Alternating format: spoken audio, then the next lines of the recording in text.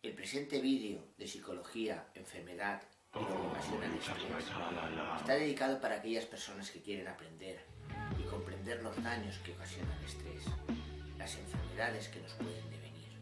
Está realizado para aquellas personas que sufren y para las que quieren actuar.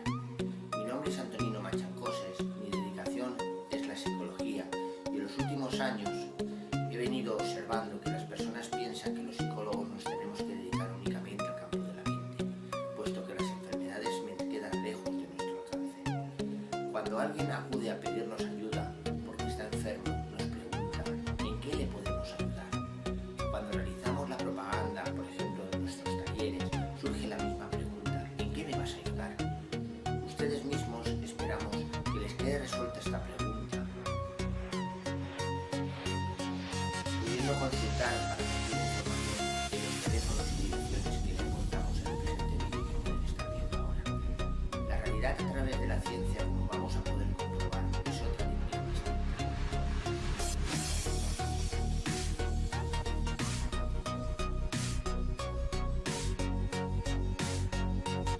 La realidad a través de la ciencia, como vamos a poder comprobar, es otra dimensión distinta.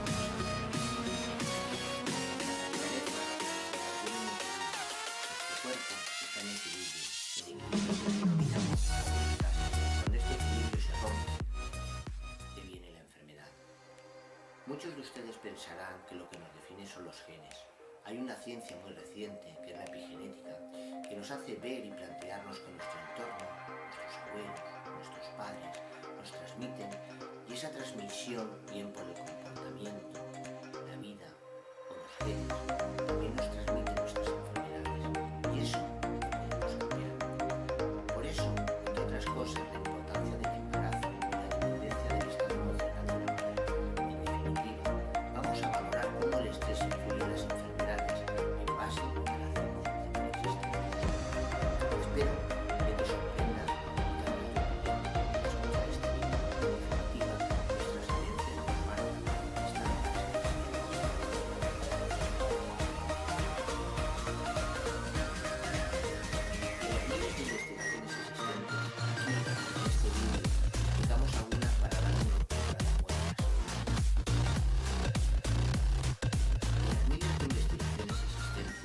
Aquí, en este vídeo, explicamos algunas para dar muestras de los estudios existentes. De las miles de investigaciones existentes,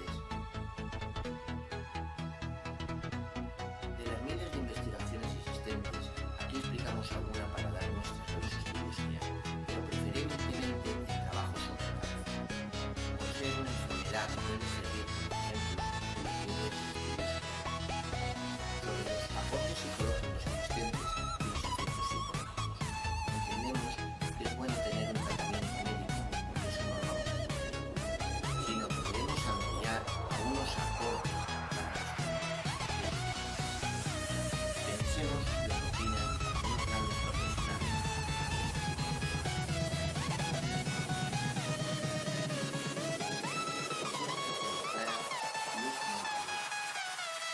Se puede curar el SIDA sin vacunas ni medicamentos, simplemente con antioxidantes, una higiene mínima, un agua de calidad y una alimentación sana y equilibrada. Es curioso que siempre que se da un premio y se dice algo fuera del tratamiento con medicación, entonces deje de ser serio y pasa al ostracismo. ¿Alguien de verdad piensa que salirse fuera del juego económico, por ejemplo, para Lou Montagnier, es fácil para este científico y no tener en ese momento ni subvenciones ni dinero para poder seguir investigando? Si alguien cree que fue el único premio Nobel en realizar este tipo de manifestaciones, tenemos a Kary Mullis, Premio Nobel de Química en 1993, que declaró: si hay alguna evidencia de que el VIH causa el SIDA, deben existir documentos científicos que de manera singular o colectivamente demuestren este hecho, al menos con una elevada probabilidad. No existen tales documentos. Pero ahí no queda todo, porque se desconoce otro ejemplo como Otto Heinrich Warburg, Premio Nobel de 1931 en Medicina por descubrir la causa primaria del cáncer en la tesis La causa primaria y la prevención del cáncer. Curiosamente, se desconoce para el público en general, es más, también se deja de lado. Es importante, por ejemplo, que conozcamos y entendamos estudios de Peter Garayev en sus trabajos donde publica "Las palabras pueden modificar el ADN". Podríamos pensar que este señor ha salido de la nada. Pues bien, si vemos su currículum, Peter Garayev es biofísico y biólogo molecular, director del Instituto de Biología y Medicina de Ondas de Moscú, miembro de la Academia Rusa de Ciencias Naturales, de la Academia Rusa de Ingenierías y Medicina y de la Academia de Ciencias de Nueva York. Fue elegido académico de Rand y un miembro de la Academia de Ciencias de Nueva York. En el año 2013, Garayev estableció el Instituto de Quantum Genética. Y para poder continuar les he mostrado a estos fenómenos intelectuales para que entendamos hasta dónde llegan nuestros conocimientos. Pero como nuestro objetivo es que ustedes entiendan las investigaciones que existen sobre las enfermedades y lo que quieren ustedes, vamos a realizar las siguientes matizaciones para poder entender estados emocionales y energéticos. Nos preguntamos, ¿qué nos afecta el estrés?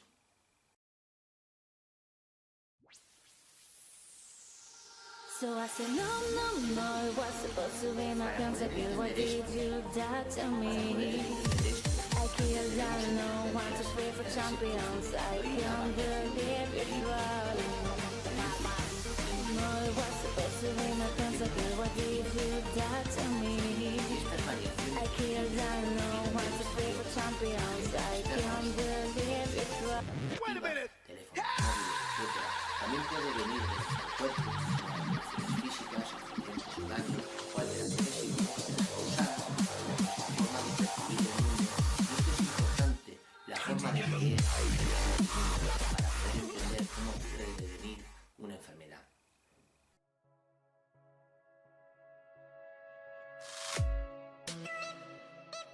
¿Por qué somos lo que creemos? Es importante que entendamos que todo daña desde nuestra cabeza a nuestro ADN. Aunque no es motivo de estudio aquí, en este vídeo, es importante entender el trabajo realizado por la epigenética, es decir, el trabajo más allá de la genética y que nos afecta el exterior, el mundo, a nuestro cuerpo, y nuestro pasado, que nos afecta para esas modificaciones del ADN. Pero, ¿cómo nos viene el estrés? Bueno, sin valorar lo que también se denomina estrés oxidativo, y es el que tienen las células por los radicales libres, que también tiene que ver con las condiciones exteriores. Si vemos, el estrés conduce a una falta de equilibrio celular, o mejor dicho, homeostasis, porque equilibrio realmente es como actúa nuestro cuerpo. Por ejemplo, pensemos que nos duele una pierna, equilibramos la forma de andar para poderlo hacer sin dolor. Está equilibrado, aunque no es la homeostasis del cuerpo. Entendiendo eso, debe quedar claro que no siempre que se está en equilibrio, nuestro cuerpo actúa en homeostasis. Otro ejemplo es la falta de amor, la sustituimos por la cocaína. El cuerpo está en equilibrio cuando tenemos esa sustancia cocaína, eso no quiere decir que estemos en homeostasis. Entonces, tenemos que vernos que siempre que hay homeostasis estamos en equilibrio, siempre que estamos en equilibrio no estamos siempre en homeostasis. Con este punto básico vamos a continuar. Pues bien, el estrés actúa cuando existe una alarma interna o externa, es decir, cuando realmente en nuestro cuerpo existe un peligro real o ficticio. El cuerpo se prepara para huir. Por ejemplo, nos encontramos frente a un león y el cuerpo prepara las piernas para que salgamos corriendo. Esto es una ventaja para la supervivencia que ocurre en unos minutos y paramos el cuerpo del descanso para que podamos evidentemente huir y correr. Pero ¿qué ocurre si cada vez que acudimos a nuestros padres nos pegan, nos riñen? El estrés se vuelve continuo. O al jefe le tenemos miedo, entonces nos estresamos y eso dura años, con lo que el cuerpo no se repone y busca su equilibrio, pero como continuamente lo estamos estresando, entonces devienen lo que se denominan las enfermedades. Además, el ser humano es capaz de pasarse el día pensando en lo que hace, en su pasado, en su futuro, en si alguien no lo quiere, si pueden tirarle del trabajo, pues todo eso estresa. Son problemas que uno imagina, porque muchas veces tampoco son reales. Y eso también produce enfermedad. Como veremos, dependerá la persona y cómo lo valora para que se produzcan las mismas. Otras, por ejemplo, miedo a las ratas o a gusano, o simplemente qué pasará en mi vida. Todo esto y mucho más nos va desestabilizando. pues hace que en el cuerpo haya una fase de alarma y actúe el mecanismo de acción lucho o huyo. En esta reacción del organismo hay una activación del eje hipotalámico, hipofisario, adrenal, donde se liberan una serie de hormonas corticotrópicas que estimulan las glándulas adrenales. ¿Eso qué hace? Liberar adrenalina y actúa en el sistema simpático y libera cortisol que suprime la respuesta inmune, lo que hace disminuir la capacidad del cuerpo a bacterias, virus y aumenta la capacidad a enfermar. Aunque no solo afecta al sistema inmunológico cuando estamos en una situación de estrés, sino que actúan dos sistemas, el sistema simpático, que es el que nos activa para poder correr o huir, y el sistema parasimpático, que es el que nos permite, en principio, descansar cuando estamos en sosiego. ¿Qué es lo que hace el sistema simpático en estos casos? Pues en los momentos que tenemos estrés vivimos sin descanso, no podemos dormir, dilatamos las pupilas, se inhibe la producción de saliva, se dilatan los bronquios para poder correr, se acelera el corazón, se inhibe el peritaltismo, es decir, no podemos hacer la digestión, estimula la glucosa para poder tener más energía, se estimula el riñón, que segrega más la glándula suprarrenal, en el intestino también se inhibe el peritaltismo y relaja la vejiga. Nos permite, en un desgaste de energía mayor, estar en alerta, nos permite el poder huir, el poder actuar en un momento dado más rápido, pero por otra, eso supone un desgaste en nuestro cuerpo. Si vemos lo que implica todo esto en nuestro cuerpo, es decir, más sangre, músculos, nervios, esto desgasta nuestros órganos e impide que el cuerpo esté en descanso, que es el sistema realmente parasimpático. Estamos preparados para estar alerta minutos, no semanas, meses o años. Esto nos enferma cuando estamos durante muchísimo tiempo en situaciones de estrés, sin poder descansar, implicando nuestro sistema endocrino, nervioso e inmune. Nuestro cuerpo se protege, no crece. Y no crecer es que no crea células, que nuestras hormonas de crecimiento se paralizan y nuestro sistema inmune no actúa, porque la supervivencia está en la lucha, en defenderse, no en crecer, en realmente descansar. En un incendio, guerra o momento grave que tengamos en nuestras vidas, nos ponemos a salvo, no descansamos si eso supone morirse. ¿Entendemos ahora el problema? Además, como actúa todo nuestro cuerpo, lo visto antes son los órganos que más conocemos, pero también tenemos, por ejemplo, los órganos linfoides primarios, que se originan y diferencian todas las células inmunitarias que están en el timo y la médula ósea. Es en la médula ósea donde se crean las células inmunitarias, que son los glóbulos blancos o leucocitos, y el resto de células sanguíneas como los glóbulos rojos o hematíes y las plaquetas. Una vez creadas y diferenciadas muchas células inmunitarias, abandonan los órganos linfoides primarios y llegan a los tejidos corporales. Los órganos linfoides secundarios, como el sistema linfático, el bazo, el apéndice, las amígdalas y ciertos tejidos del tubo digestivo y de los pulmones, también la piel, etc. Es decir, el estrés daña todo el cuerpo. Si nos fijamos, hemos tocado todos los órganos. Por otro lado, el sistema linfático se encuentra más concentrado en el cuello, las axilas y las ingles. En definitiva, empezamos a tener un esquema de cuál es la situación de nuestro cuerpo. Realmente el estrés condiciona a la respuesta neurológica, las neuronas, los pensamientos de estrés y sus redes neuronales. Es decir, al pensar en la situación de estrés, tenemos ese estrés y es la pescadilla que se muerde la cola. Somos así por las redes neuronales y por nuestras redes neuronales somos así. También tenemos que ver que la hipófisis, es decir, donde empezamos a distribuir en el cuerpo la activación de la secreción de corticotropina en las glándulas suprarrenales y la segregación a través de la médula espinal de adrenalina y noradrenalina, y la corteza suprarrenal, corticoides, aldosterona y glucocorticoides, cortisol. Todo ello por la respuesta del estrés. Pensemos, la adrenalina y la noradrenalina lo que generan en nuestro cuerpo es energía en un periodo corto de tiempo. Es lo que llamamos catecolamina. Los glucocorticoides, cortisol, aumentan en situaciones de indecisión. Los mineralcorticoides, aldosterona y corticosterona, lo que producen es vasoconstricción de los vasos sanguíneos. Los mineralcorticoides, aldosterona y corticosterona, lo que producen es la vasoconstricción de los vasos sanguíneos. No es complejo todo lo explicado, lo que sí que tenemos que tener en cuenta es que movilizamos y desgastamos con la enfermedad original del estrés todo nuestro cuerpo. En definitiva, lo que hacemos es que el cuerpo se prepare para la lucha. Así, aumentan los latidos del corazón, aumenta el ritmo respiratorio, eleva el nivel de azúcar en la sangre, incrementa la respiración, dilata las pupilas y hace más lenta la digestión. Y un apunte muy importante: cuando estamos estresados, pensamos menos. Nuestra parte del neocortes hace que no rija tanto, sin embargo, rija más nuestros instintos, porque realmente lo que nos basamos en estos momentos es en la supervivencia, no, como he repetido anteriormente, en la creación ni en el crecimiento de nuestro interior y de nuestro cuerpo.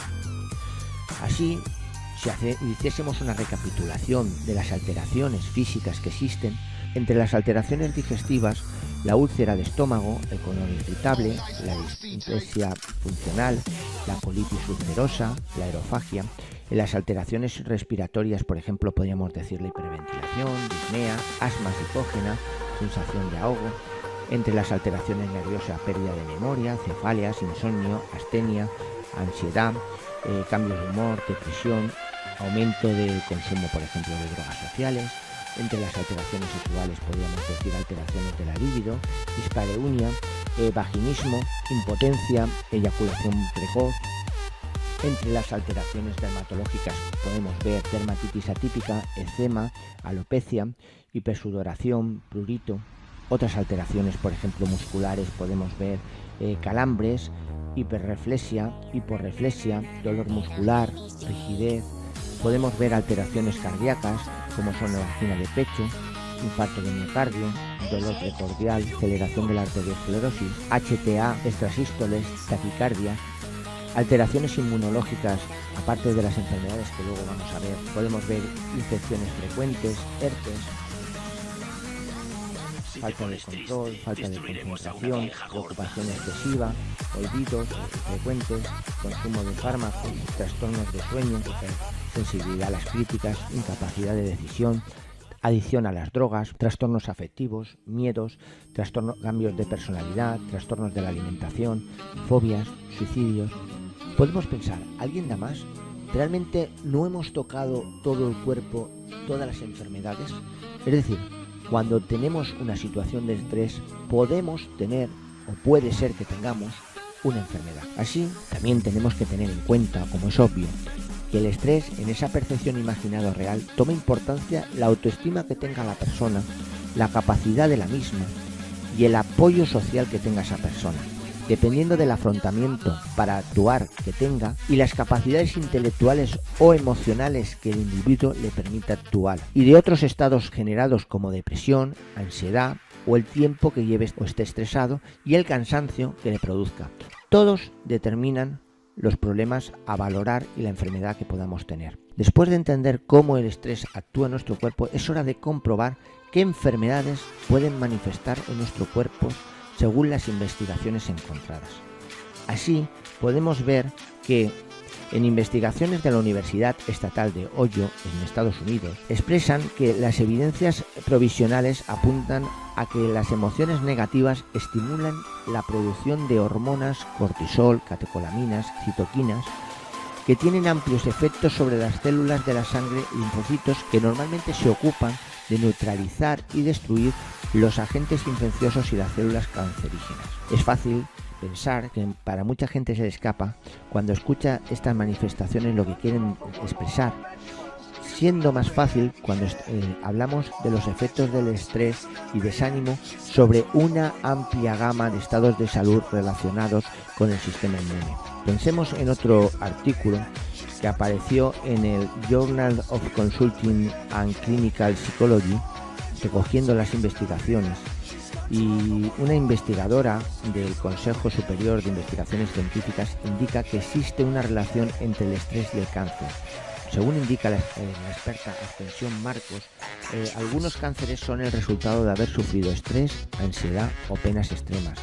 Debemos darnos cuenta y empezar a pensar qué importancia tiene la psicología en las enfermedades que nosotros llamamos o entendemos como físicas, y qué ayuda puede realizar un psicólogo que se dedique a esto. Lo cierto es que la desconfianza de la gente es más por el desconocimiento, por las actuaciones sociales, que realmente por la ciencia y las investigaciones existentes. Como vamos a poder valorar y comprobar, existen numerosos datos científicos, y si la pregunta es ¿por qué los médicos no los dicen? Pues es muy sencillo, porque primero no deben saber todo lo que le queda ajeno a sus carreras. Realmente ellos lo que se dedican es a estudiar qué fármacos dar para que la gente pueda sanar o curarse. Esto no se estudia realmente en la facultad, y la realidad del desconocimiento es más por intereses económicos, sociales, de las propias farmacéuticas, porque la información realmente, como vamos a poder comprobar, la tiene todo el mundo, y todo el mundo va a poder comprobar lo que aquí nosotros estamos diciendo. Aunque es verdad que cuando se ofrece, por ejemplo, en un telediario, bien, la información recogida es breve, y cuando se escucha, pues pasa desapercibida ante tanto caos que existe en los noticiarios, y parece que queda ajena a lo que es nuestra situación, nuestro estrés y nuestra enfermedad. Y además es más fácil que nos den la píldora para podernos curar que realmente saber que nosotros también podemos actuar para podernos curar. España es el segundo país del mundo en gasto farmacéutico, cuando por habitantes, por ejemplo, en Europa somos el país número 15 en habitantes. Ya no pensemos en otros como China, India, Argentina. Si seguimos con la información, vemos debemos darnos cuenta y empezar a pensar qué importancia tiene la psicología en las enfermedades que entendemos como físicas y qué ayuda puede realizar un psicólogo que se dedique a esto. Lo cierto es que la desconfianza de la gente es más por el desconocimiento que por la ciencia, tal y como vamos a poder valorar y ver en este video, porque existen numerosísimos datos científicos. Y si la pregunta es ¿por qué los médicos no nos lo dicen? Pues muy sencillo. En muchas ocasiones es porque estos aspectos científicos son ajenos a sus carreras, a su ciencia, es decir, a lo que se estudia en la facultad. En ocasiones bien porque no se facilita esta información, y en otras porque pertenecen a ciencias como la biología, física, química y otras materias.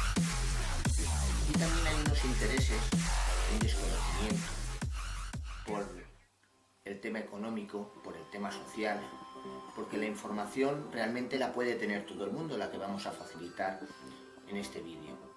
Aunque si bien es cierto que en muchísimas ocasiones, por ejemplo, podemos encender el telediario y nos pueden dar una noticia breve, la verdad es que nos pasa desapercibida, más bien porque nos viene demasiado grande y no le damos importancia, y muchas veces no la sabemos contextualizar la realidad y la situación que nos están dando dentro del contexto para ver cómo nos puede ayudar y facilitar. España es el segundo país del mundo en gasto farmacéutico, cuando realmente por habitante, por ejemplo, en Europa, somos el país número 15. Somos un país muchísimo más pequeño que China, que tiene 1.000 millones de habitantes, muchísimo más pequeño que India, por ejemplo, que tiene unos 600.000 habitantes, que Argentina, que Francia. Y sin embargo, España con 48 millones es el segundo más consumidor del mundo, por detrás de Estados Unidos. Si seguimos con la siguiente información, podemos ver que científicos chinos y estadounidenses han demostrado por primera vez que existe una relación directa entre el cáncer y el estrés. En estos estudios, el máximo responsable de la investigación asegura que hay una gran variedad de condiciones que puede desencadenar el estrés físico y emocional, así como las infecciones y las inflamaciones. Vemos infecciones e inflamaciones. También la Asociación Americana de Psicología ha evaluado y supervisado más de 300 estudios sobre esta temática, incluyendo que existe unión entre el estrés y las infecciones respiratorias, entre ellas catarros, gripes y otras infecciones. Con esta información podemos ver que los problemas que tenemos dentro de la familia, en casa, pueden ocasionarnos problemas de garganta. El doctor Sheldon, profesor de psicología de la Universidad de Carnegie Mellon, realiza sus estudios y comprueba la relación existente entre los catarros comunes y el estrés. Es decir, 6 meses de peleas continuas con su pareja o de constantes y severas críticas por parte de su jefe pueden hacerle caer en la cama con un catarro fuerte. Según las investigaciones, el estrés causa contracciones del tracto gastrointestinal, lo cual trae como resultado esos característicos retortijones por la parte inferior del abdomen. El estrés es la causa más común del llamado dolor de cabeza por tensión. Las hormonas del estrés provocan contracciones musculares en la cara, el cuello, el cuero cabelludo, la mandíbula y otras áreas del cuerpo. Por ejemplo, en otras situaciones podemos ver que las hormonas del estrés pueden retardar o prevenir la hormona estimulante del folículo y de la hormona luteinizante, es decir, 2 sustancias químicas que son esenciales para activar el proceso de ovulación en la mujer. Como resultado, durante las etapas de estrés, una mujer puede dejar de ovular o ovular erráticamente. Su periodo menstrual puede retrasarse o incluso presentarse durante meses. ¿Cuántos de nosotros no hemos escuchado y vivido personas que cuando adoptan un niño realmente relajan el estrés y luego tienen ese niño que han buscado durante años y antes de tener esa adopción eran incapaces de tenerla? Y si una mujer no está ovulando normalmente, es evidente que no puede quedar en estado. Al igual, el estrés puede también reducir la fertilidad del hombre, al reducir su cantidad, por ejemplo, de espermatozoides. Pero todo no queda ahí. Muchos obstetras y ginecólogos consideran que el estrés bajo, el cual se encuentra en una mujer que está embarazada, puede influir en el tamaño de su bebé al nacer. Además, han sido capaces de determinar que la edad gestional también parece influenciada por el estrés. Con todo esto podemos pensar, ¿influye o no influye en el niño el estrés antes de nacer? Ahora podemos dudar, bajo estos estudios, de que influya o no el estrés en el niño cuando nace que ha tenido la madre. Ahora no podemos pensar que el estrés de la madre no condiciona al niño después del embarazo cuando nace en su nacimiento. También podemos encontrar trastornos de piel. Los estudios nos muestran que la ansiedad y la tensión emocional pueden causar brotes de acné, herpes y hasta psoriasis.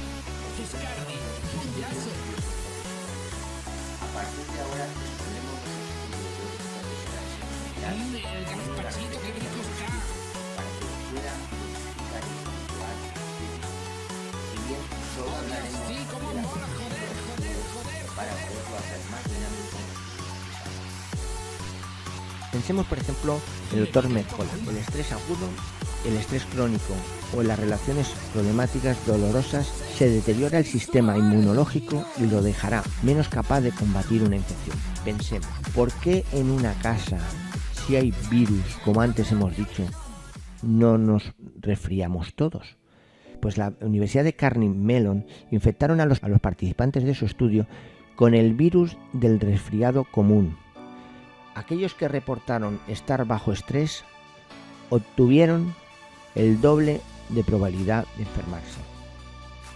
El Instituto de Hematología e Inmunología dice que la probabilidad de enfermar con catarro fue directamente proporcional a la cantidad de estrés que los individuos dijeron haber experimentado durante los años anteriores. Pensemos, por ejemplo, en otro estudio, cuando los enfermos conocen que se encuentran infectados por el virus VIH, puede ser un factor estresante suficiente para aumentar la vulnerabilidad del virus y fortalecer la enfermedad. Pensemos que nos encontramos afectados por VIH, por ejemplo. Este factor estresante es suficiente para aumentar la vulnerabilidad del virus y favorecer la enfermedad. Otro estudio nos dice que el diagnóstico de enfermedad amenazadora para la vida es un incidente traumático que puede conducir a un trastorno de estrés postraumático con progresión para el SIDA. Otro estudio nos llega a decir que el SIDA actúa más rápido cuando suceden hechos estresantes, mayores síntomas depresivos y menos apoyo social. Realmente, si nos ponemos a pensar en lo que es el vudú, que le claven una hoja a un muñequito y le haga un efecto a una persona a kilómetros de distancia por sus propias creencias, eso le puede hacer hasta matar. Realmente, cuando nos están dando una información directamente, te vas a morir, No pensamos que nos va a afectar. Pero si continuamos, vemos otras investigaciones donde habla el estrés afecta a la enfermedad autoinmune tiroidea. Otro estudio nos indica un estrés agudo en enfermos diagnosticados con cáncer de cabeza, cuello o pulmón. Otros estudios nos hablan de los factores de riesgo del estrés en el síndrome coronario agudo. Están implicados en la transición de las placas arterioscleróticas de estables e inestables. Disparadores psicológicos agudos como el cólera y el estrés mental. Pensemos en el Instituto de Hematología e Inmunología, asociación entre el estrés y las enfermedades infecciosas, autoinmunes, neoplásicas y cardiovasculares. Estudios nos muestran los aspectos psicosociales de la enfermedad del corazón en el hombre, en las mujeres, el estrés en la familia, el ambiente en el hogar y menos frecuente en el lugar de trabajo. Si vemos especialmente las madres trabajadoras, la combinación de trabajo profesional con el hogar constituye un evento estresante considerable. El estrés es percibido en los hombres de manera diferente que las mujeres y conduce también a diferentes reacciones psicológicas. Otro punto donde se valora que el hombre y la mujer tienen áreas de afectación diferentes. Un ejemplo es la recientemente descrita cardiomiopatía de estrés, una enfermedad aguda, amenazadora para la vida, la cual es a menudo provocada por estrés emocional súbito y puede ser encontrada principalmente en mujeres. Las mujeres con enfermedad del corazón manifiestan más estrés psicológicos en respuesta a su enfermedad que los hombres. Al igual que los hombres, los síntomas depresivos pueden impactar negativamente el pronóstico. ¿Por qué entonces, si existen estos estudios, realmente nos quedamos sorprendidos cuando en otras profesiones también médicas, aunque le llamemos alternativas, nos informan que las enfermedades de hombres y mujeres son diferentes y que los estímulos exteriores nos afectan de manera diferente? ¿Por qué hay médicos que no ponen en duda, incluso ridiculizan a lo que manifiestan que los hombres y mujeres tenemos enfermedades diferentes, cuando realmente hay investigaciones y estudios serios que manifiestan estas circunstancias? Si vemos, como en nuestro estudio, por ejemplo, de otros investigadores, nos manifiestan que la misma situación puede producir distintos tipos de estrés en personas diferentes. Es decir, la forma de pensar afecta al estrés y a la forma en que nosotros manifestamos las enfermedades. Pensemos en el Instituto Nacional de Salud de Estados Unidos, que habla de mente-cuerpo. Y en España es tabú hacer estas manifestaciones y se hacen incluso programas de televisión desde la ignorancia científica e intereses para transmitir, más bien para manipular a la gente, diciéndole que los que piensan esto, es decir, que el mente y cuerpo van unidos, pensemos que lo dice el Instituto Nacional de Salud de Estados Unidos, realmente son curanderos, obvio, de manera despectiva. Y es más, en Estados Unidos, las llamadas terapias alternativas forman parte de los seguros médicos, porque los seguros privados han comprobado que muchas veces, con la actuación de los mismos conjuntamente, la recuperación es más rápida. Y incluso en los hospitales existen equipos de tratamientos que aquí en España llamamos alternativos. En España incluso salen colegios de psicólogos que critican actuaciones demostradas, reiteramos, por el Instituto Nacional de Salud de Estados Unidos.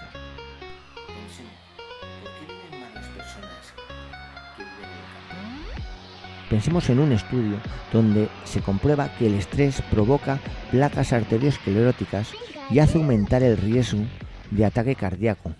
Y así comprobamos que en las investigaciones de Alemania, estudios sobre 41.072 personas que viven en Noruega, Suecia, Dinamarca, Alemania y España, que participan en la investigación, encuentran que las personas expuestas al ruido, al tráfico de ruido en la ciudad, están en mayor riesgo de sufrir ataque cardíaco por el estrés que esto les produce y además hipertensión arterial. El estrés, además, aumenta el apetito y antojos, como puede demostrar en otro estudio de Valeria Mondelli. Pensamos ahora por qué en los países realmente ricos la gente se vuelve más gorda? Además, pensamos ahora por qué es importante los aspectos psicológicos, aparte de nutritivos, cuando hablamos de enfermedades, cuando hablamos de personas obesas. El sistema nervioso interviene directamente en la digestión. Cuando alguien padece estrés crónico, puede sufrir problemas digestivos. De hecho, se afirma que el afectado puede producir espasmos en el esófago, sentir acidez estomacal y náuseas, además de reacción del colon. Ante esto puede manifestarse con estreñimiento y diarrea. La diarrea y el estreñimiento pueden tener, en base a estas manifestaciones, de un centro médico de digestión de la Universidad de Wake Forest, California, afectación con nuestro estado psicológico. La forma en que la grasa se distribuye por nuestro cuerpo puede estar relacionada con la manera en que cada persona responde al estrés. Las personas que se adaptan mejor al estrés tienen menos grasa visceral en hígado, en páncreas y los riñones, y está relacionada con el aumento de sufrir enfermedad cardiovascular y diabetes tipo 2. Si continuamos, podemos ver, por ejemplo, dermatólogos que pueden decir que el estrés puede causar deterioros en la piel como eczemas y psoriasis, espinillas o la caída de la piel, llegando a afirmar que el cerebro está conectado por medio de los nervios a la piel y así cuando hay estrés se secretan químicos en esta zona que pueden provocar inflamaciones y brotes. Con toda esta información que hemos aportado hasta el momento, ya nos podemos realizar una vasta idea de los argumentos científicos, donde el estrés interviene en las enfermedades. Podemos realmente preguntarnos, ¿dónde nos influye? Pues valorando más en profundidad las evidencias científicas, podemos ver y apreciar. Un metaanálisis sobre la relación entre el estrés y la inmunidad del hombre, estrés crónico, en situaciones de paro, discapacidad, cuidado de enfermos de Alzheimer, se acompaña con un descenso de la actividad de las células NK. Las células NK son las que se ocupan de matar a nuestros virus invasores, es decir, tenemos un descenso, con lo que no se actúan para matar esos virus o esas bacterias que estas células tienen que matar. El estrés produjo la misma respuesta tras vacunarse, es decir, si había estrés, te vacunabas, había un descenso de las células NK, de las células que realmente se encargan de defendernos de los invasores. Tenemos que tener en cuenta que todo esto forma parte de ciencias que se estudian en las facultades. Por ejemplo, la psicoinmunología, que es un campo que estudia las relaciones entre la conducta, el cerebro y el sistema inmune. El cerebro regula el sistema inmunitario, por lo que los factores psicológicos pueden afectar este sistema por medio del cerebro. El apoyo social, el aislamiento, también se relacionan con factores cardiovasculares de función endocrina y funcionamiento inmunológico. Además, existen estudios donde la muerte de un familiar es un evento estresante asociado con depresión y también con incremento en la mortalidad para ciertas enfermedades. Los estudios evidencian que después de la muerte de un cónyuge, hombres y mujeres viudos tienen una respuesta menor inmunológica, lo que nos abre a poder enfermar. El estrés disminuye los linfocitos T y aumenta las enfermedades infecciosas. Nos dice otros trabajos que una breve situación estresante incrementa los índices de presión sanguínea, latidos cardíacos, estimación subjetiva, ansiedad, miedo y estrés. Pensemos que los pacientes depresivos que presenten insomnio y o retraso del sueño, también se reduce la actividad de las células NK, los defensores de nuestro cuerpo. Discípulos de Pavlov fueron los primeros quienes investigaron que el sistema inmune podía ser condicionado, es decir, nuestros pensamientos, nuestras actitudes, la forma de movernos, cambian el sistema inmune. Estos discípulos publicaron sus hallazgos en el Instituto Pasteur. Pensemos que incluso hay psiquiatras como George Solomon que habla de la relación de la personalidad y el estrés en los pacientes con artritis reumatoide. La verdad es que dentro de la medicina y el campo neurocientífico, por ejemplo argentino, se ha descubierto la relación entre el sistema inmunológico y el hipotálamo, y esto demuestra que hay una relación entre el cerebro y la respuesta inmunológica. Se demuestra que las células inmunes están inervadas por neuronas y esto revela que el funcionamiento inmunológico está condicionado a los estados emocionales. Por ejemplo, en la Universidad de Ohio se ha establecido el estrés crónico que se genera en la discordia entre parejas y los cuidadores de pacientes de Alzheimer. Desde los Institutos Nacionales de Salud de Norteamérica, las terapias de mente y cuerpo nos dicen las intervenciones utilizan una variedad de técnicas diseñadas para facilitar la capacidad de la mente de afectar la función y los síntomas corporales.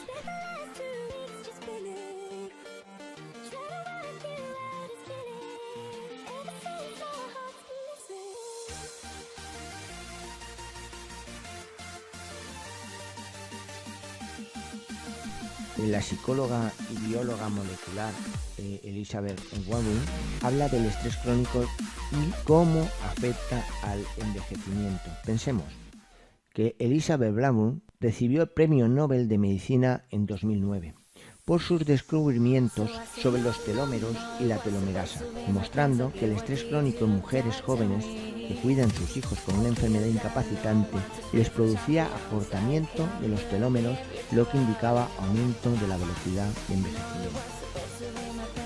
Otra psicóloga también demostró que el estrés se acortaba los telómeros de los cromosomas en las células, lo que produce una inmunidad crónica. Así vemos que Lazarus informa que las situaciones que llevan realmente a presentar este estrés son cuando tenemos experiencias previas de ideas irracionales y la interpretación que le damos a nuestro proceso, así como las características de un estresor cuando realmente es novedoso, impredecible, que no podemos controlar y que sea percibido como una amenaza. Teniendo en cuenta la información dada y las personas que, por ejemplo, conocen la biodescodificación, ¿podemos pensar que son diferentes a las aportadas en esta ocasión por Lazarus? Si no son diferentes, ¿por qué intentan denostar en España ciertas informaciones que realmente nos aportan unas situaciones científicas? Pero si seguimos, vamos a ver otros trabajos donde se dice que la soledad brutal, el choque emocional violento, la muerte de un cónyuge, la partida de los hijos o un estado anímico de desesperanza pueden intervenir en la predisposición del cáncer, siendo la muerte por cáncer más elevada entre las viudas y va decreciendo en casos de mujeres divorciadas, casadas o solteras. Ejemplos de personas importantes que han sufrido cáncer después de la pérdida de una persona, tenemos a Carolina Bonaparte, fallecida de cáncer de útero tras la ejecución de su marido. Podemos ver a Aristóteles Onassis, muerto de un tumor poco después de la muerte de su hijo. Charles Lindbergh, muerto de cáncer de ganglios linfáticos, al no haber conseguido reponerse nunca del asesinato de su hijo. Podemos ver a Sigmund Freud, quien sufrió cáncer maxilar, que a pesar de que fumaba muchos tabacos al día, también cabe señalar la muerte de su hija Sofía y la de su hijo Heinz y los conflictos que tuvo con sus colegas por sus estudios o sus manifestaciones. Pues así son todos factores coadyuvantes al desarrollo de su cáncer. Si vemos otro doctor, nos indica en sus estudios que los factores de la ruptura de una situación vital, sentimientos de abandono, soledad, divorcio o fallecimiento de un allegado, desesperación, muchas habían sufrido un traumatismo psíquico durante la infancia. La cantidad de personas que han perdido a un hermano o hermana durante la infancia es mucho mayor entre pacientes cancerosos que entre los que no lo son, siendo normal que las mujeres incapaces de agresión verbal, de expresar cólera, hecho probado con pacientes, dé lugar a cáncer de pulmón. Es decir, cuando uno no puede manifestar lo que pasa en su entorno, se condiciona, da lugar a un cáncer de pulmón. Otro estudio con más de 2.000 mujeres en Minnesota, que se calificaba como de mujeres depresivas, tienen el doble de probabilidades de contraer cáncer. Si vemos a Vallès en sus cuadernos de medicina psicosomática y psiquiatría de enlace, dice que el papel de las fuerzas psíquicas y su influencia sobre la vida del cuerpo son muy grandes, incomparablemente más grandes de lo que se piensa. Todos los órganos, el corazón, los pulmones, los intestinos, las glándulas de secreción interna se encuentran estrechamente unidos al sistema nervioso. Esta es la razón de que el estado psíquico del paciente en todas las enfermedades tenga tanta importancia. Conociendo todo esto, debemos comprender que en la lucha contra las enfermedades es tan necesario actuar sobre el psiquismo como prescribir medicaciones. En 1998 tenemos la inmunóloga que demuestra que con un apoyo social se pueden modificar las respuestas inmunológicas de los ataques de asma, disminuyendo los mismos. Con todo esto, debemos realmente preguntarnos, ¿por qué el cáncer de mama es relativamente raro en Japón? ¿O por qué, por ejemplo, los sudafricanos tienen la tasa más alta de cáncer de hígado? ¿Y por qué un japonés en Estados Unidos muestra las mismas tasas que otro estadounidense? El doctor Becker, de la Clínica Psicosomática de la Universidad de Heidelberg, en su estudio evidencia que las mujeres con cáncer de mama tenían grandes problemas psicológicos, las más jóvenes tenían reacciones más violentas y más tragedias en su vida.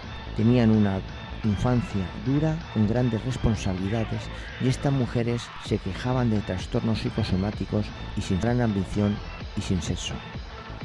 Es importante señalar otros estudios de la psicología de la Universidad de Barcelona, donde Cristina Vázquez Blanco escribe: científicamente se ha demostrado que un efecto inmediato del estrés, como de la ansiedad o la depresión, consiste en la reducción de nuestro sistema inmunitario, es decir, nuestras defensas bajan tremendamente, por lo que somos más propensos a padecer cualquier enfermedad. Un ejemplo de esto lo constituyen los resultados de la terrible explosión del reactor nuclear de la central de Chernobyl. Inicialmente se creía, incluso por parte de eminentes médicos, que los cánceres aparecerían en gran cantidad y en proporción radiactiva percibida. Es decir, la cercanía de la gente a la central nuclear. Pero se ha demostrado que esto no ha sido así, ya que personas que recibieron mucha más cantidad de radiación no han desarrollado cáncer, mientras que otras más alejadas de la explosión sí lo han desarrollado. Estudiando estos casos se ha visto que la base de la propensión ha sido el estrés, la ansiedad o la depresión. Esto demuestra por qué, aunque estemos en el mismo ambiente, los virus e incluso el cáncer no nos afectan a todos por igual, aunque haya antecedentes familiares.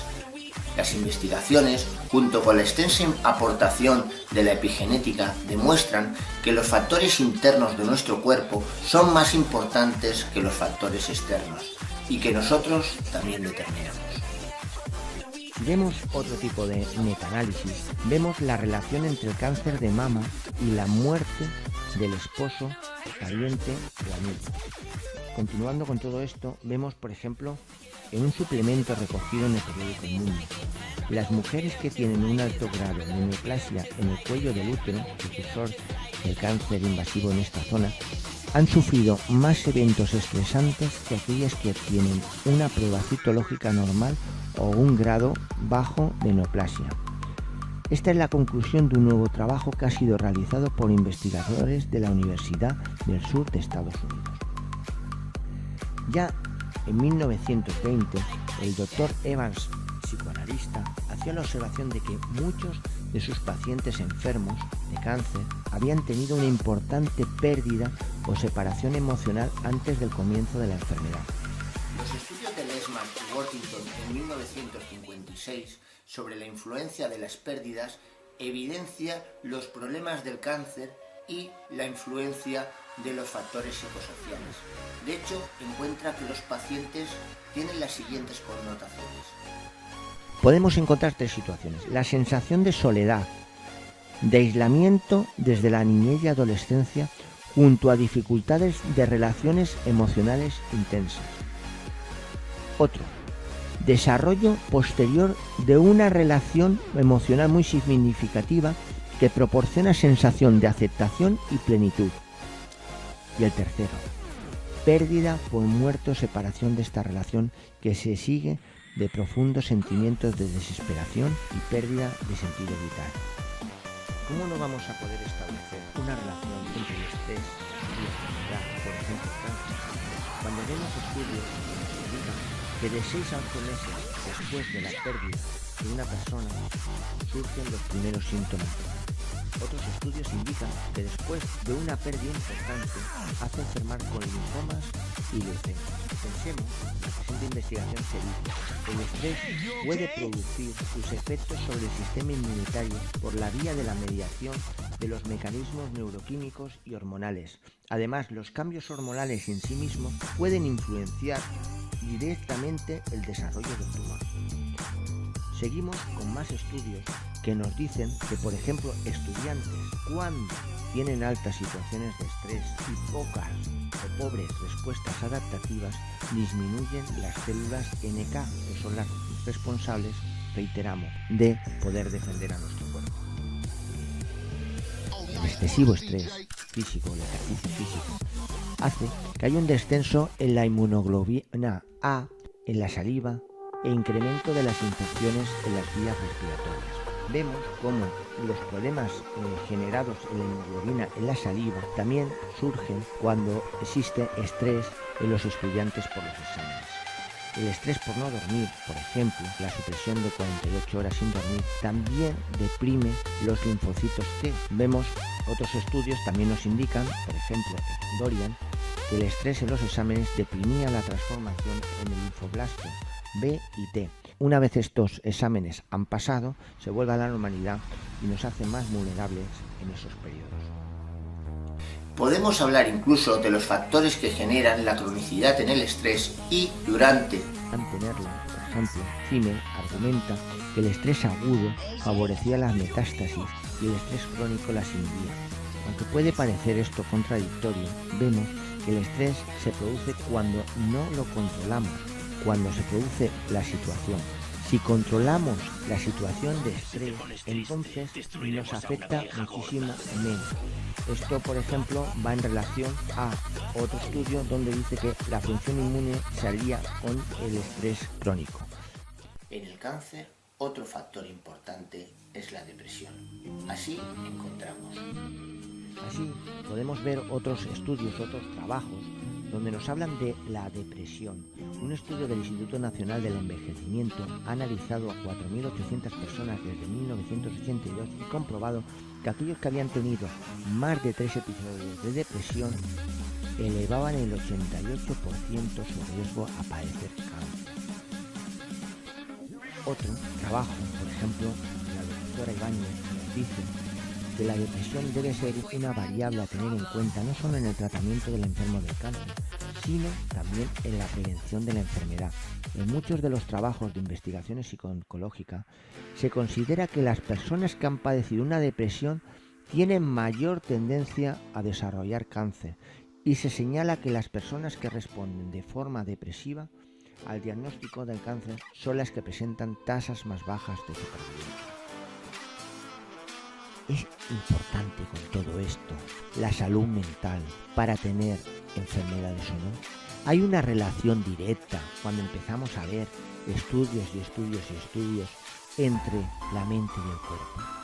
Realmente no nos damos cuenta de que si estamos sanos de mente, estamos sanos de cuerpo, y si estamos sanos del cuerpo es porque estamos sanos de mente. Si vemos otros estudios evidencian que el tratamiento psicológico de los enfermos de cáncer mejoraba grandemente la salud y la calidad de vida.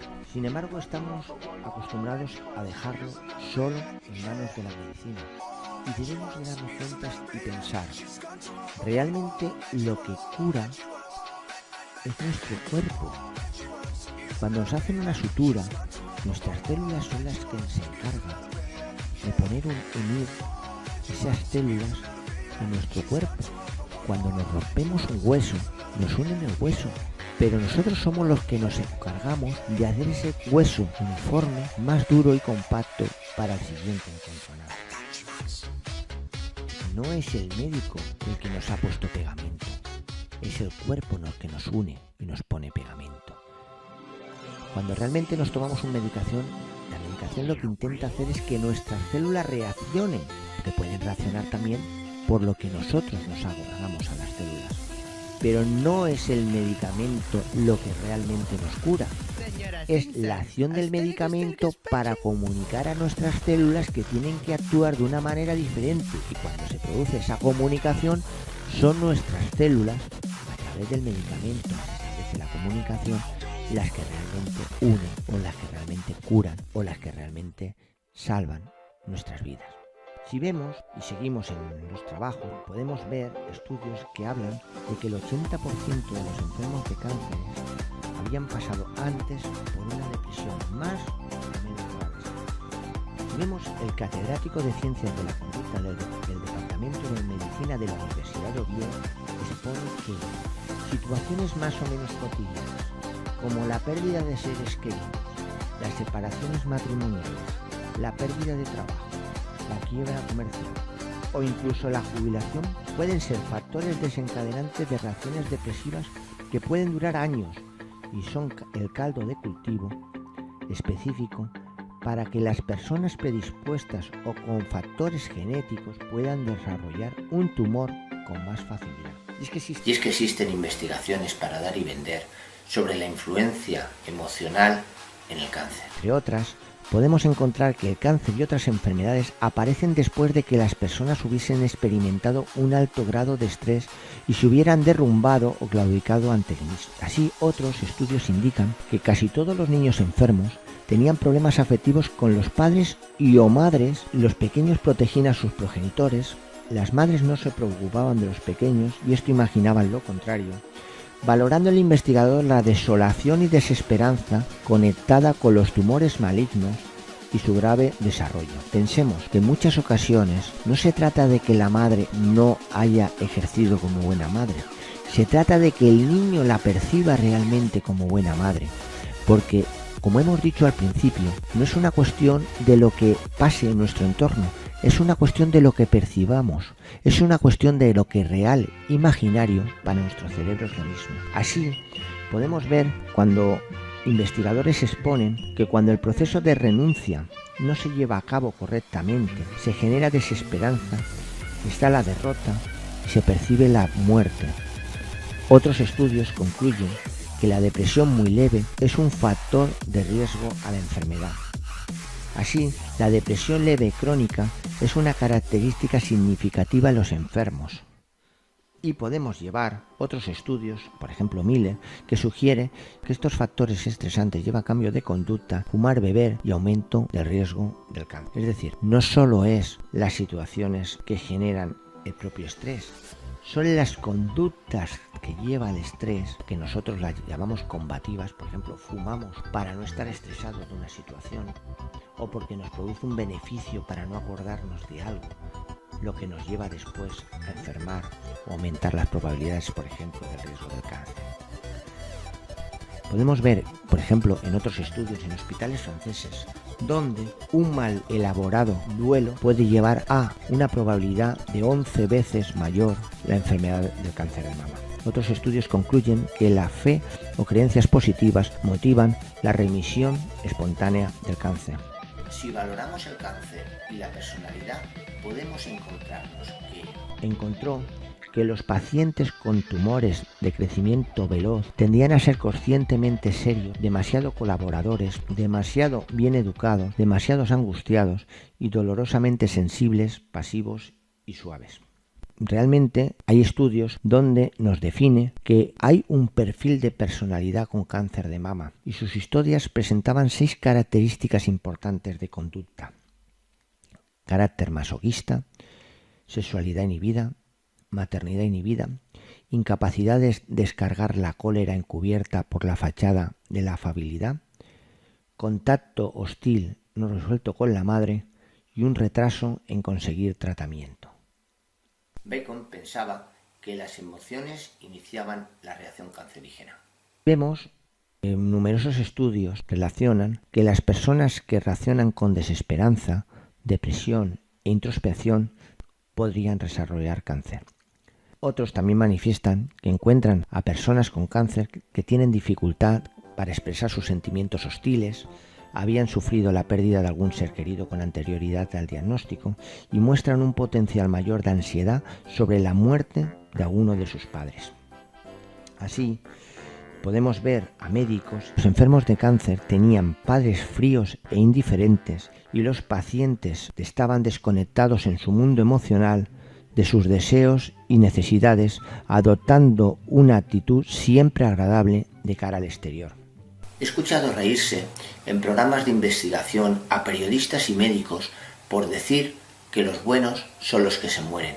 Y resulta, mira por dónde, que tenemos investigaciones científicas sobre estos datos.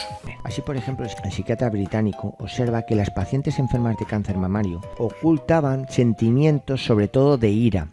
Las mujeres que mantuvieron una actitud estoica son las que murieron más rápidos, demostrando en nuestros estudios que las que mostraban combativas sobrevivieron durante más tiempo que las confiadas y pacientes.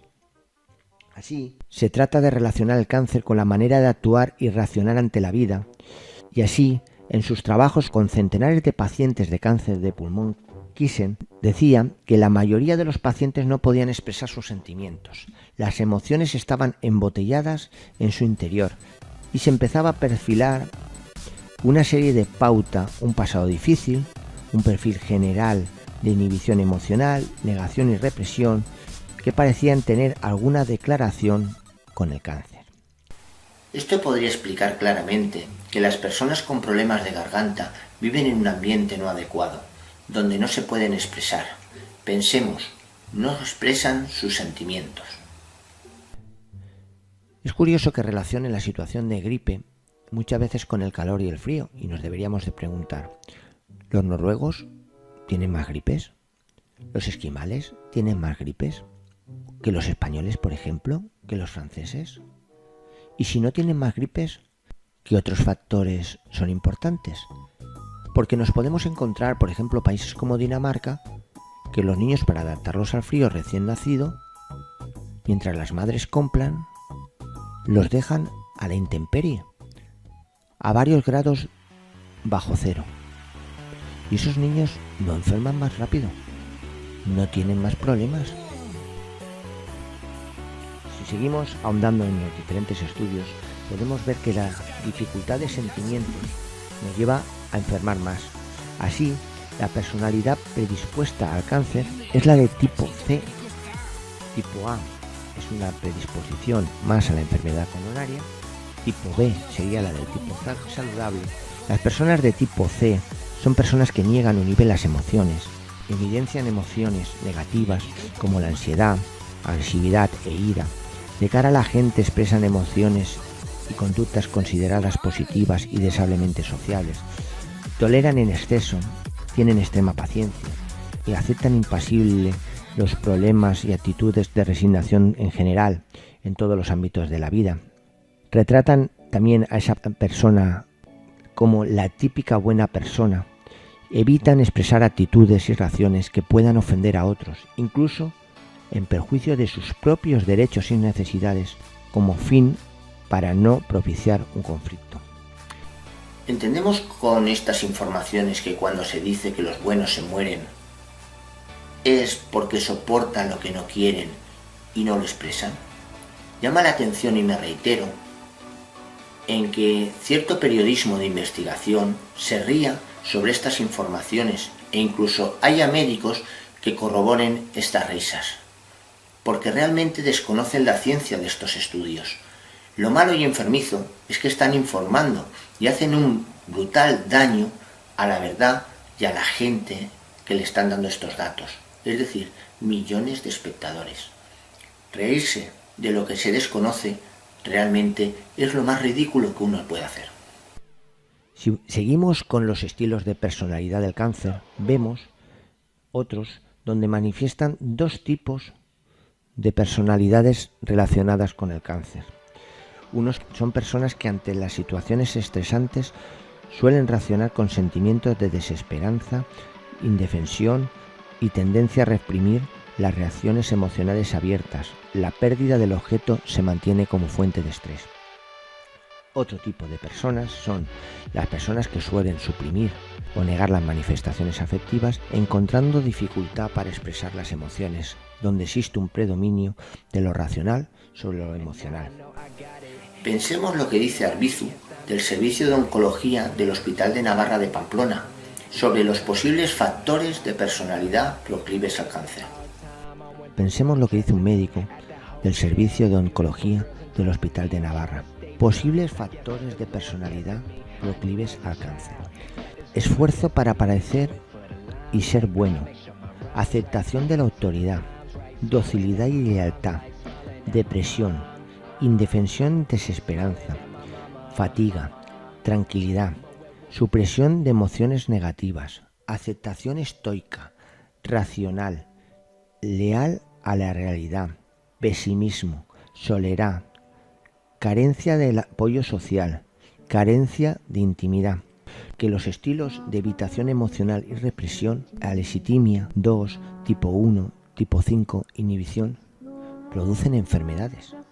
Además, en otros trabajos se examina la relación entre la personalidad con los trastornos del cáncer con enfermedades coronarias y otras posibles causas de muerte con personalidades, como hemos reiterado, alexithímica, incapacidad de reconocer o verbalizar los sentimientos y emociones, los tipo 1 o tipo 5 antes que hemos expresado, que aparecen frecuentemente asociados al padecimiento de cáncer.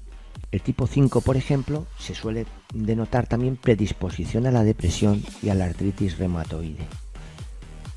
Tenemos numerosísimos estudios sobre diferentes tipos de cáncer. Pensemos, cáncer de colon, obtienen puntuaciones significativas más baja que el grupo de control en la agresividad y la hostilidad. Otros estudios definen que la personalidad con escaso grado de imaginación, fantasía, con pobre capacidad de distinguir los sentimientos y emociones a los demás, con personalidad a desarrollar cáncer. En otros estudios se comprueba que el predictor del estrés en la calidad de vida, como el afrontamiento evitativo, tienden a padecer cáncer. Las supervivencias más cortas en pacientes con trasplante de médula espinal se asocian a un rechazo en el injerto de la médula previa a experiencias con quimioterapia cuando había estrés durante la intervención. Todo esto nos hace plantearnos, ¿por qué no miramos realmente a las personas, la psicología del paciente, la personalidad, y la abordamos antes o durante el tratamiento? Lo que hace plantear la hipótesis de estas características psicológicas y psicosomáticas de la personalidad que actúan directamente sobre el sistema inmune o indirectamente sobre otros comportamientos que actúan y afectan a la supervivencia del paciente. Psicología con tratamiento médico. Pensemos, ¿por qué no aplicamos en todos los pacientes con enfermedades, después de todos estos estudios, un carácter psicológico a los mismos? Sí, abordando el tratamiento psicológico, se previene y tratamos con ayuda del médico todas las enfermedades que estamos manifestando en estos diferentes estudios. Pero es más, ¿puede afectarnos todo esto a nuestros problemas de boca o lo que se conoce como periodoncia? Pensemos, por ejemplo, en nuestra boca. Hay estresores que provocan dolor, sangrado, gusto desagradable, halitosis, apariencia alterada de los dientes, movilidad, pérdida de dientes, etc. Pues vemos que existen estudios donde el estrés sugerido es un factor destructor de la regulación de la homeostasis entre la microflora oral y el sistema inmune del hospedador.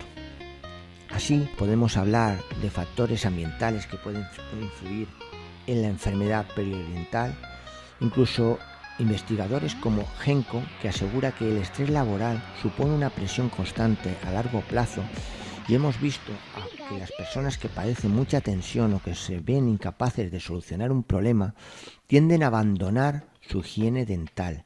Además, se producen cambios salivares y se reduce la capacidad del organismo de luchar contra las infecciones. Otros estudios del mismo investigador concluye que el estrés psicosocial asociado a esfuerzos o problemas financieros que no tienen estos días, ciertos problemas financieros o la angustia manifestada, por ejemplo, como la depresión, son indicadores importantes del riesgo de la enfermedad periodontal más severa para los adultos en los que el género masculino, tabaco, diabetes mellitus, etc., son también indicadores de riesgo significativos. Existen otros numerosos estudios donde nos indican que el estrés afecta a la salud periodontal al suprimir el sistema inmune. Otros demuestran que el estrés demora la cicatrización de las heridas. Incluso las mujeres con bajos niveles de ambas citoquinas después de 24 horas mostraron mayor estrés y niveles más altos de cortisol en saliva que aquellas con niveles altos de las anteriores citoquinas. Podemos hablar incluso de un estudio sobre los principales desórdenes depresivos que confiere valiosa información a los odontólogos sobre implicaciones clínicas en el incremento de la prevalencia de esta enfermedad.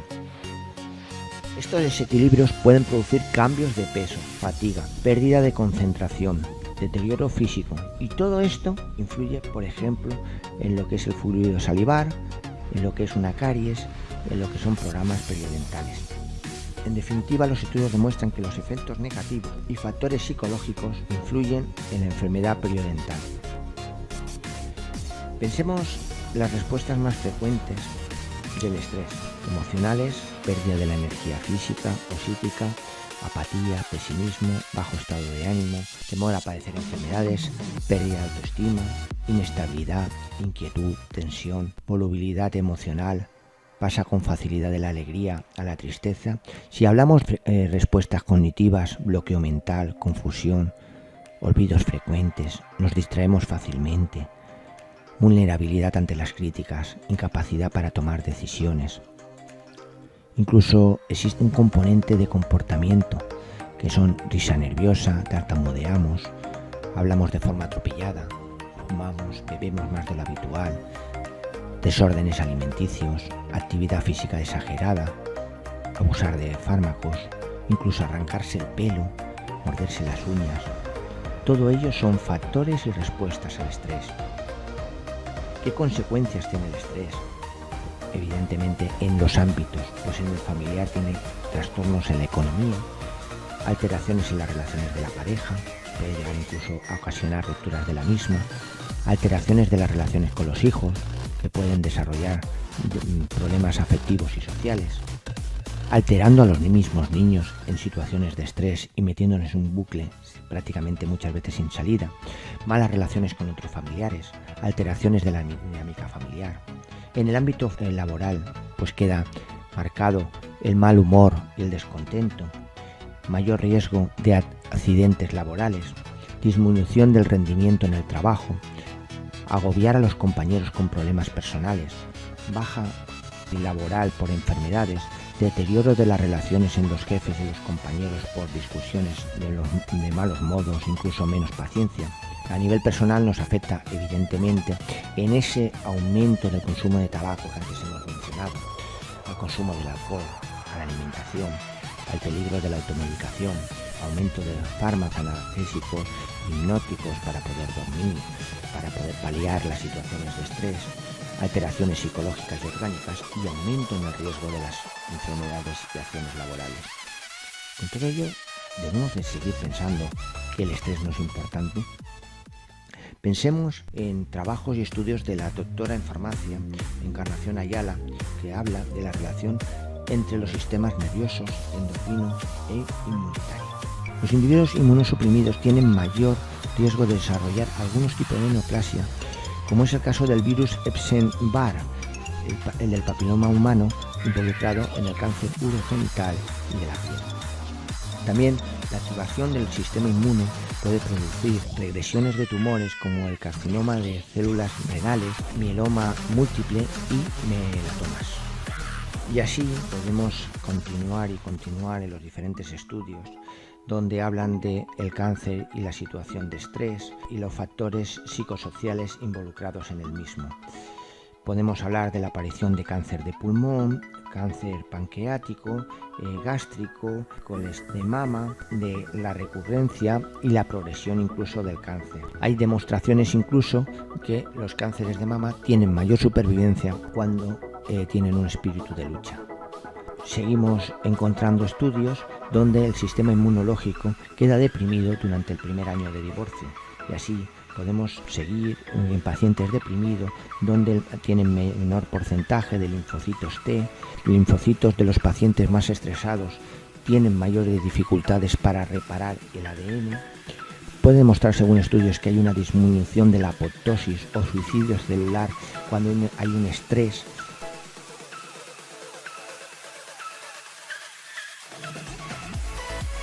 que nuestro sistema de defensa no destruye las células enfermas cuando realmente hay una situación de estrés. También es cierto, como antes hemos dicho, porque se están trabajando y recuperando para poder actuar en esa huida o en esa lucha que estamos generando. Es decir, el cuerpo no crece, el cuerpo solo trabaja para poder superar el estrés, no ayuda a la reparación, no ayuda al crecimiento celular.